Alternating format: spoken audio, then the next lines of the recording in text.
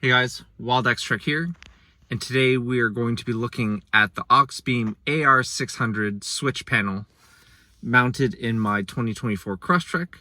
We'll go through what came in the box, how it's installed, and what you need to do to get it up and running, and how my wiring is all set up for this switch panel so I use it on the daily and on the trails. That's all coming up in today's video.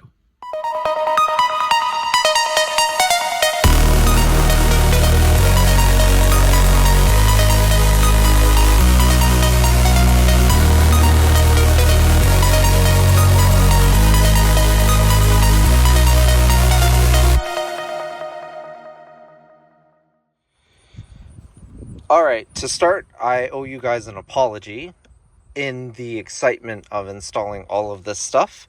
As you know, I installed the switch panel with my light bar.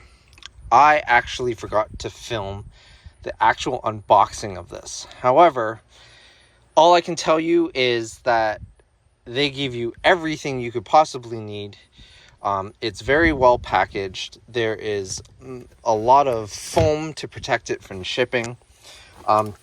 One thing I do want to call out is there is no shortage of these stickers for all of the lights that you could possibly, or things that you could possibly hook up to the switch panel. As you can see, some of are empty here, and I'll show you why later in the video. They do give you a bracket for mounting. However, you'll see the solution I used for mounting, okay? They give you a multitude of brackets, and they give you all the wiring and everything you need. I pretty much didn't have to buy anything to install this. So, with that out of the way, again, greatest apologies, but let's start walking through how I actually installed this. So, if you guys saw my light bar video, you'll know that right now the light bar is the only thing that's actually wired in to the switch panel. So the light bar is wired in, and all the wires come here to this module box. This module box is double-sided taped to the top of my fuse box, okay? And if you open it up,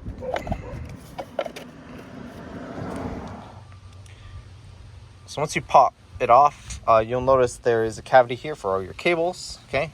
And this is what it looks like inside. There's 30 amp fuses, 20 amp fuses, and 10 amp fuses, okay? This goes to your battery, okay? Positive, this is your ground. And the red one goes to an accessory fuse that's inside the fuse box.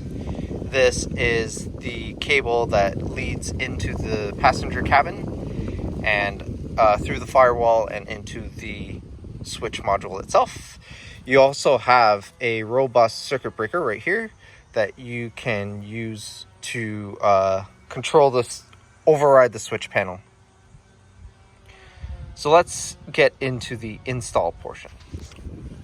Okay, so before I get into all of the lights and stuff like that, let me reiterate where everything goes. So this one is positive, and that goes to the positive on your battery. This actually routes down through your circuit breaker and then into the battery. This is a ground, and for a ground, there is a screw underneath this panel here, which we have mounted it to. This goes down into the firewall. So I've actually gone through my firewall, as you can see right in here. You basically pull this cover off. I used a really long screwdriver, taped the end of the wire through, and shoved it into the passenger cabin, and it'll come out right behind your pedals. So it'll come out right behind your pedals, and then if you've watched my dash cam video, I use the same method to route the cables up. Okay. This goes into the fuse box, and I will show you what fuse I tapped into. Alright, so the fuse I have tapped on my Crosstrek it's labeled MBIG4. All I know is it's literally the only fuse I could find in here that is actually an accessory fuse. with the exception of the traction control system. Now, I don't really want to touch the traction control system because when I did tap into that fuse, it was an absolute mess. I had my eyesight warnings go off and all of that stuff.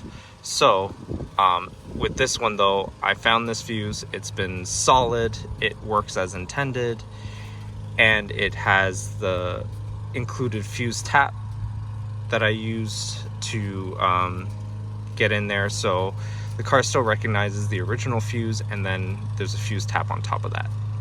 But in the 2024 Crosstrek, this is the only fuse that I found in the engine bay that didn't throw warning lights, and also is an accessory fuse. This is really important because if you tap into an always-on fuse, the always-on fuse will just leave your switch panel constantly connected and on, and that could drain your battery. So I'm going to close this up and we'll continue on. Okay, so it's really difficult to get on camera here, but the hole where the fire shield, where you bypass the firewall, actually comes out a little bit on top of the steering column there. And basically, once you route it far enough and you see the top half of your screwdriver, you're basically gonna pull the cable out and route it as you wanted. So as you can see here, again, it's very difficult to see, but my cable runs in through here up into this panel, and just like in my dashcam video, you can pull this out. So this just pulls out. I've put the wires around and then had it spit out here. All right, so hopefully you guys can see my cabin. So now that I've explained how the switch panel is wired, notice the car is on. I did not have the engine running just because A, I don't want to waste gas, and two, and B, with the engine running, there would be a little bit of background noise. So that's why my dash is lit up. But the idea is that if your car was running, you'd be in the same thing. So what I do want to bring up is the app. So the app will run on iPhone and Android, and it looks just like this. And I'll give you a quick tour of it. The first one is the switch panel here. You can tap any of these to turn the light bar on and off. You can literally remote control it. Okay, so here is a close-up. So what you can see what the app does is, right now my default's red, but as you can see, as I change it, you can go green. You can basically choose almost any RGB color. The Crosstrek's interior lighting is white, but I found, like I said earlier, white to be just too blinding at night, and so I generally just keep the preset with the red, and that's what I use. Okay. Like I said, the app is pretty responsive when it's connected. So if I want to turn the light bar on and off, if you watch the top, as soon as I tap it, it turns on, and then on and off, just like that. Okay. And then here's a close-up of what the icons look like. So if you set up default icon, you have a bunch of choices that you can choose for that default icon. Like there's everything from, you'll notice there's fridge, your whip light, air compressor, chase light, fuel tank, extra battery, like there's pretty much everything here. And if you don't like that, you can literally upload your own photo here and put it in, and set the icon name, so you can really customize this. Now, obviously, these default icons match all the stickers that you would put on there, so choose what you will. And the last one is here, you'd be able to label it whatever you want. Obviously, the labeling and the photo will only be in the app itself. It will not be represented on the actual switch panel, obviously, because the switch panel, as you saw earlier, was just a sticker. The next thing you can do is you can change the mode. So this is kind of important. You can actually have this as a toggle, meaning you push the button, it turns it on or off. Second one is momentary. So you need to hold down that button in order to have the light stay on, and then the second you take it off, second you let go of that button or on the app, then the light will turn off. And the other one is pulsed, where it will flash that that specific light or device, whatever is connected. Okay, so since I only have a light bar and a DRL, I don't really use pulsed at all. None of my lights are set up to pulse. All of them are set up to toggle, because whenever my headlights are on, I like to run with the DRL. During the day, I don't really run with the DRL, although I can. And then when I'm off-roading, I just turn the light bar on and I leave it on. So there's no real need for me to do any of the pulsing or the momentary stuff, but it is an option.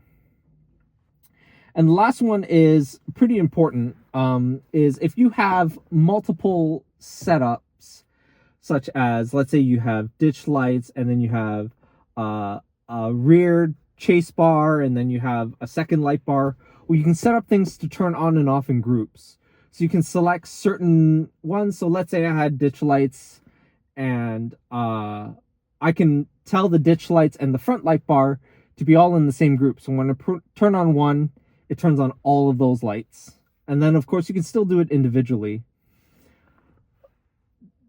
Another example I can think of is in inclement weather, I would like DRL in the front, since my light bar has that DRL strip, and then have the chase light bar turn on as well for added visibility, if I had a chase light bar. So that's what the grouping is for. The grouping is really, really good for, like I said, if you have certain situations where you always want a certain group of lights to turn on, then that's exactly what that's for. I'm using this app on an older iPhone. It works on the newer iPhone, and the phone I'm recording with in my hand, this phone, and this phone can only be connected one or the other, but the switch panel does remember both. So while I'm driving, if I ever wanted to change anything, I can change it on the fly. That's it. How is this mounted? So if you saw in the original video, at the beginning, I had it just kind of double-sided taped right here. Okay. I now have it mounted, and this here is from Altered All-Wheel Drive. And Altered All-Wheel Drive is a small little company down in the US, and they explicitly make mounts for stuff.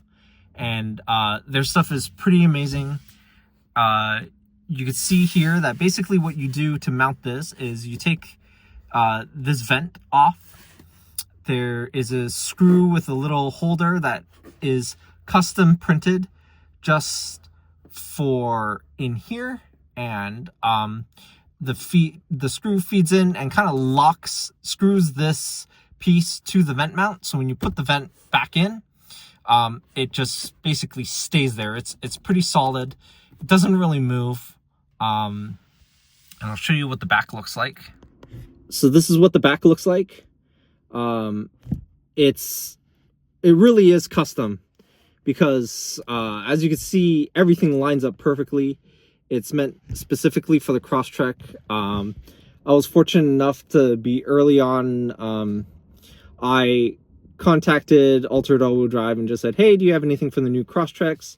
He started off with the Forester mount, and then he asked me to take some measurements and stuff like that, and then he came back with this, and I worked with them. Originally it was a little bit too close to the A-pillar here, and then they modified it and sent me another one, and this mount has just been awesome. It has holes, as you can see at the bottom, to feed all the cables through and everything. They really thought this through, and it's solid. Everything's screwed in, so it's not gonna it's not some cheap adhesive or anything like that. It's really quality stuff. So that's how the Auxbeam AR-600 is wired and how it works, how its companion app works, and how it's mounted in my Crosstrek. I hope you guys enjoyed this video. I'll catch you in the next one. Bye.